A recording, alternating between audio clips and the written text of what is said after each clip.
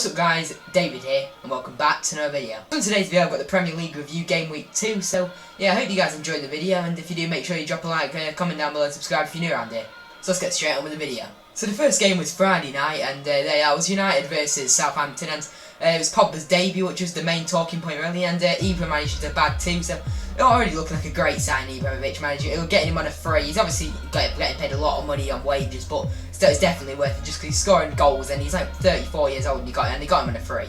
Pogba had a decent game as well. He had a chance right at the end, but he didn't manage to score it. Ibra wanted him to pass it, I think, so he didn't manage to score. They could have had a dream return to Old Trafford, but he missed the chance, and yeah, he'll be quite happy with his performance. He didn't play too badly. It took him a bit just to get into the game, but he started playing quite well in the end. So United are obviously looking a lot better now under Mourinho, and I think they're going to have a decent season. The players that they've brought in are amazing. Mkhitaryan's not even starting, and they're still doing well. Southampton's not off to the greatest start, just getting 1 point in the first 2 games, but it's nothing really to worry about just because they've played against United, and United at the moment they look very good at the moment. And the next game was City against Stoke. This was the early kick-off on Saturday, and City ended up winning it 4-1.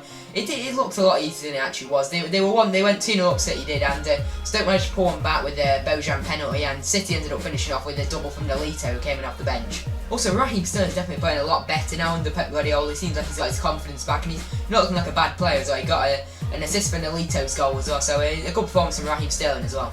Also, Aguero managed to score 2, so he's doing absolutely amazing under Pep Guardiola as well, and yeah, so he'll be very happy with the start that he's made to the season. So we'll obviously be disappointed by losing 4-1. They could have maybe, if they're going to lose him, they could have maybe lost by 1 or 2 goals, but you know, it's still not too bad for Stoke. There's nothing to worry about. I think they're going to get a mid-table finish, and you know, there was a difficult start really playing City. You know, both teams, Southampton and Stoke, they're both difficult playing United and City, because two will probably the most likely to finish in the top 2. That's what everybody's predicting them to finish anyway. So the next game was probably the biggest surprise of the week, Burnley against Liverpool, and Burnley managed to beat them 2-0 at the end because Vokes scored and Andre Gray as well, so both getting the first Premier League goals in their career, so maybe they can get a few more this season.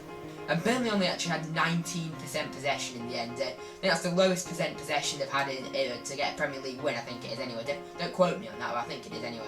I think Burnley also only had 3 shots as well, but Liverpool's chances didn't seem great. They seem to have a lot of long shots, not many clear-cut chances. So, you know, Burnley did defend very well. I think they'll obviously be very happy with that result. Still, there's defensive issues for Liverpool as well. They didn't even play Moreno, but the defence just doesn't seem great. I think they should probably bring in Matic now, just give him a try, because they signed him, and I don't think they've played him yet, so they need to give him a go, and yeah, maybe he can be the answer to their problems. I think if Liverpool are going to get the top 4, they definitely need to sign a new defender. I just think the defence isn't good enough for them to get top 4. That's why I predicted them outside of the top 4. But the next game is another shock, really. It was Hull against Swansea. Hull managed to win it 2-0, and it's just amazing considering Hull, like how they don't really have many players, and they're doing this as well. And they scored 2 goals in the last 11 minutes. So I thought, you know, as the game goes on, you'd expect Hull to, you know, tire a lot, because they don't really have many substitutes and that. So you know, I've got to give a lot of credit to Hull just because they've managed to do so well to play with such a little amount of players and still win games late on as well.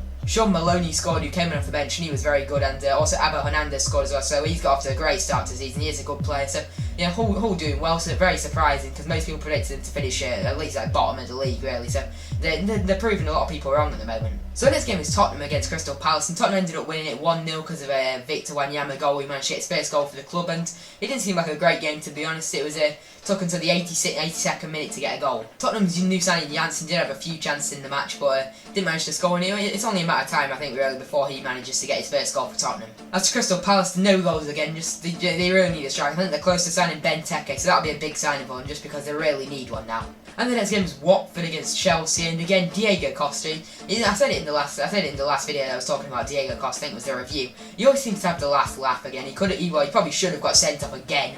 He got booked for dissent, then he dived, which should have been another yellow card. So he should have definitely been sent off really, and he managed to have the last laugh by getting the goal with just a few minutes left. Before that, Watford took the lead with Etienne Capoue in the 55th minute, and then Michy Batshuayi managed to get his first goal for Chelsea in the 80th minute. So Chelsea managed to turn it around, getting another late winner as well. So Chelsea seeming to be getting a bit lucky. They do seem to be playing okay. I think in the game against Watford, I don't think they played as well as they did against West Ham. But Chelsea, you know, they've managed to grind out 2 results, and they'll definitely be happy with that.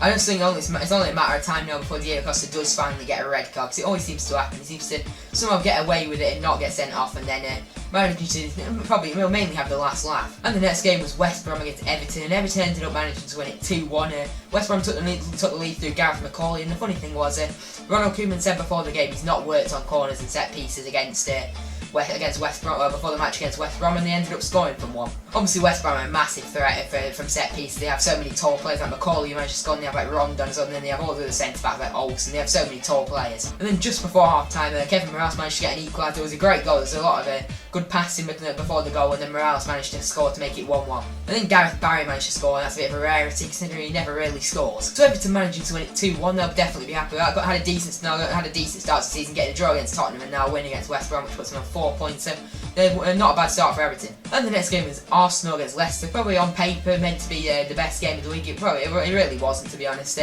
Leicester could have had they had 2 decent penalty shots. One of them, Danny Drinkwater, looked like he got fouled. I'm not sure if it was a penalty or not, but definitely the Musa one looked like a penalty to me. Musa literally just come on, he cut inside, and Hector Bellerin, it seemed like Musa had him for pace really, and Hector Bellerin took him down. It looked like a penalty. It definitely was a penalty in my opinion, but Mark Latimer didn't give it. Lauren Koscielny did put in an absolutely amazing performance for Arsenal, so I think he got man of the match. If he didn't, then he definitely deserved it. He put in an absolutely amazing performance. So both teams, Leicester and Arsenal, not off to the greatest starts. Obviously they would have liked a few more points than that, but Leicester just winning the league, obviously the fans will still be very happy. I'm not really sure how Arsenal fans will be feeling at the moment. I'm guessing they won't be very happy just with the start, and they've not made many transfers at all. So they're both on 1 point at the minute, so not the greatest start for both of them. On to the Sunday's game, and the first one of that was Sunderland against Middlesbrough, and Middlesbrough managed to win it 2-1 in the North East derby. That's Stuani personally. I'm not going to lie, I didn't know who he was before then, but he's got an absolute screamer for Middlesbrough. And then Stuani did manage to score again just before half time, so definitely a very good game for him. And then Van Aanholt managed to pull one back for Sunderland. He just seems to score a lot. He scored quite a few last season. He's managed to get his first on this season. Not the greatest start for David Moyes at Sunderland, obviously losing his first 2 games. You can't really blame him against City, but they should have really won against Middlesbrough just because they're newly promoted side. But Middlesbrough have made some decent transfers, and that's actually all 3 promoted clubs have won this weekend's game. So they'll all be very happy. None of them have really got off to bad starts. They've all got off to very good starts really. Burnley managing to get 3 points, Middlesbrough managed to get 4, and Hull managing to get 6. And now the last game was West Ham against Bournemouth, and West Ham managed to win it 1-0 because of a Mikel Antonio goal, and that was like 5 minutes left. So West Ham managed to get a bit lucky there, but Harry Arce did manage to get a red card before it, but that really played the part in it just because Bournemouth had 10 men for like the last 15 minutes or so. So Bournemouth getting pretty unlucky, to be fair, and West Ham managing to get him right at the end. A good start for West Ham at their new ground, the Olympic Stadium. First Premier League game there. Mikel Antonio managed to score at the Olympic Stadium in the first game, so the first goal at the Olympic Stadium, and he managed to score